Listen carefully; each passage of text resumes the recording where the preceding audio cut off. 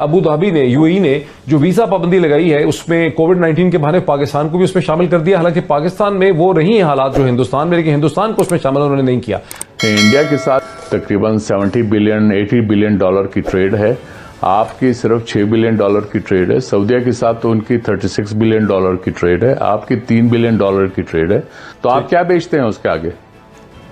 मैं देख रहा हूं पाकिस्तान की फॉरेन पॉलिसी के लिए और स्ट्रेटेजिक लिंक्स के लिए बहुत बड़ा चैलेंज। सऊदी समझते हैं कि जनाब हमने आपको 12-14 अरब डॉलर दिया, आपको ना ईरान ने दिए, ना इंडोनेशिया ने दिए, ना आपको मलेशिया वगैरह ने दिया। हम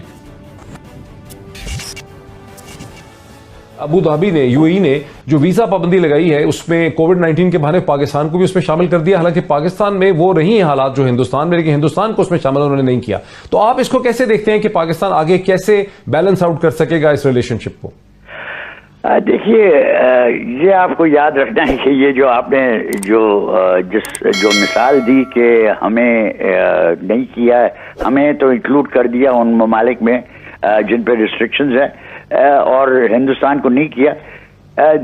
आप उनकी तरफ से भी देखने की कोशिश करें कि वो देख रहे हैं कि हिंदुस्तान में टेस्टिंग किस हद तक हो रही है और हिंदुस्तान के साथ रिश्ता किस नौयत का है। यूएई ने हिंदुस्तान के साथ रिश्ता बहुत बढ़ाया है, सऊदी अरेबिया ने बहुत बढ़ाया है और उसकी वजह से जो पहले हम सिंपैथी एक्सपेक्ट करते थे, जो एम्पैथी हम एक्सपेक्ट करते थे सऊदी अरेबिया से या अमीरात से, वो अब ज्यादातर आपको हिंदुस्तान की तरफ नजर आएगी। ये एक बहुत अनफॉर्चुनेट ट्रूथ है, लेकिन है।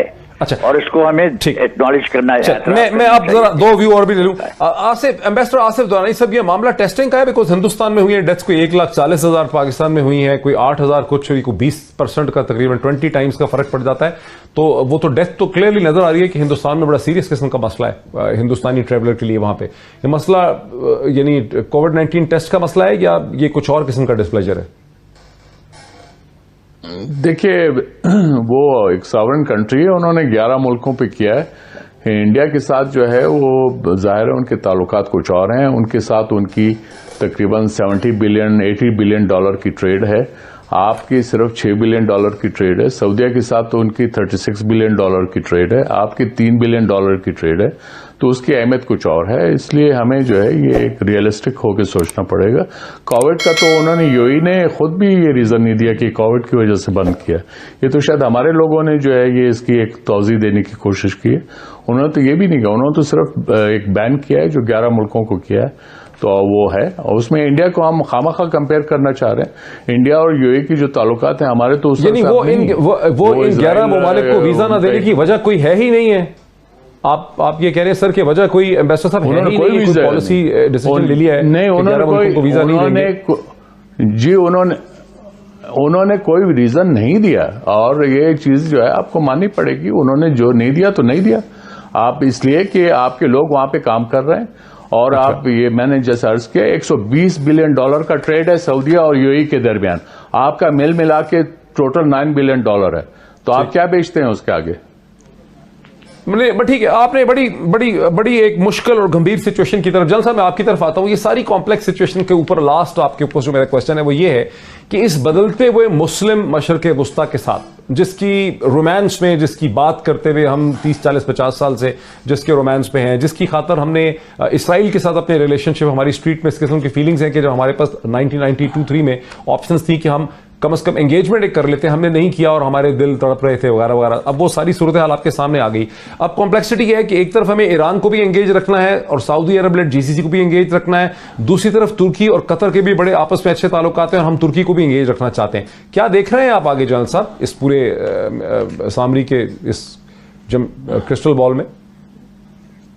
मैं देख रहा हूं पाकिस्तान की फॉरेन पॉलिसी के लिए और स्ट्रेटेजिक लिंक्स के लिए बहुत बड़ा चैलेंज ये है, इसका नटशेल। और उसकी वजह पाकिस्तान के अंदर, पाकिस्तान के सऊदी अरेबिया, यूएई, ओमान और कतर में 2.8 मिलियन वर्कर्स हैं जो तकरीबन 10 से 11 बिलियन डॉलर एनुअल भेजते हैं पाकिस्तान के अंदर, which is much needed for the economy of Pakistan. ये बहुत बड़ा फैक्टर है। 80% सुन्नी पॉपुलेशन, देखती है, सऊदी अरेबिया और यूएई की तरफ देखती है, और मुल्क के अंदर मजहबी जमातें जो हैं, सियासी मजहबी जमातों पर इन्फ्लुएंस जो पाकिस्तान के सियासी माहौल को स्टिर कर सकती हैं, उन पर इन्फ्लुएंस है सऊदी अरेबिया और यूएई का। तो लग रहा है कि एक और उसमें अगेन इसमें चीज आ रही है, पाकिस्तान नाराज है कि इंडिया के हवाले से जैसे ओआईसी की बात हुई कि हमने वहां पे नहीं उठाया। फॉरेन ऑफिस इस चीज पे खुश नहीं है। मेरी एक दो फॉरेन ऑफिस के लोगों से बात हुई, उन्होंने कहा आप ओआईसी के इजलास बुला भी लेते देन व्हाट। ये मेरे फॉरेन ऑफिस के बड़े जिम्मेदार लोगों से बात हुई है। उन्होंने कहा आप इजलास बुला भी लेते, कर भी लेते, फिर करारदादें होनी थी। उन्होंने कहा हजारों करारदादें हमारे पास ओआईसी की पड़ी हुई हैं, ओआईसी को पूछता कौन है, उसकी इंपॉर्टेंस कितनी रहेगी। आपकी बात ठीक है, इंडिया के साथ उनकी ट्रेड बहुत बढ़ गई है, उसकी $30-40 बिलियन तक चली गई। अब सऊदीज का एक और मसला, तेल के आपके आने वाला दौर जो है वो तो बिजली पे चली गई है, आपकी उस पर बैटरी पे जा रही हैं गाड़ियां। तेल की कंजम्पशन तो आने वाले सालों में ये गिरेगी, इकॉनमी आपकी चल उसी पे रही है। उसके बाद बचा जाएगा आपका कि लोग हज पे आएंगे, उम्रे पे आएंगे। सऊदीज के पास वही ऑप्शन है। दूसरा ऑप्शन ये है कि अपनी मार्केट बेहतर करें। इंडिया उनका बहुत बड़ा बिजनेस पार्टनर बन गया। अब वो पाकिस्तान को देखें या अपने वो $30-40 अरब जो है सालाना उनके साथ हो रहा है वो देखें, उनके लिए ये भी मसाइल थे। पाकिस्तान बिल्कुल आपने सही कहा, अब ये समझ रहा है कि हमने सऊदीज को बड़ी हमने सपोर्ट दी। जब तुर्की, मलेशिया और इंडोनेशिया वगैरह उनको हमने नाराज़ किया और उसमें नहीं गए थे जो समिट हो रही थी वहाँ पे। सो पाकिस्तान ये समझता है कि हमने ईरान और इन 4 मुल्कों को नाराज़ करके हम सऊदीज के साथ खड़े हुए थे। सऊदी समझते हैं कि जनाब हमने आपको $12-14 अरब दिए, आपको ना ईरान ने दिए, ना इंडोनेशिया ने दिए, ना आपको मलेशिया वगैरह ने दिए, हमने दिए। ये सारा पैसे का खेल है ना, इकॉनमी का खेल है ना। तो इमरान खान साहब तो ये कहते थे कि मेरे वहाँ पे वो हैं, भाई हैं, वो तो मैं उनका सफ़ीर हूँ। सो कोई something has gone very terribly wrong somewhere के आउट ऑफ मतलब उसमें नो वेयर चीजें इकट्ठी होगी। अच्छा, अब ये पैसा कहां से आ रहा है? हमारे पास तो नहीं है। अब समझा ये रहा है कि चाइना पैसे दे रहा है पाकिस्तान को, उसने दिए हैं, लोन हमने वहां से ले लिया। इनसे $3 अरब का था, वही वाला है कि मैंने पैसे आपके देने हैं ना, तो मैंने आके ए से पकड़ लिया, ए से बी से काम है वो 1.5 पे है, 1.5 पे। मतलब वही काम हो रहा है कि मैं खुद यहाँ मकरूज हूँ या मैं उस पर हो चुका हूँ, पैसा नहीं है, कंगाल हो चुका हूँ। मैंने आपसे उधारे मांग लिए और मैंने दूसरे को दे दिए, दूसरे ने मांगे तो तीसरे से मांग के दे दिए, ये कर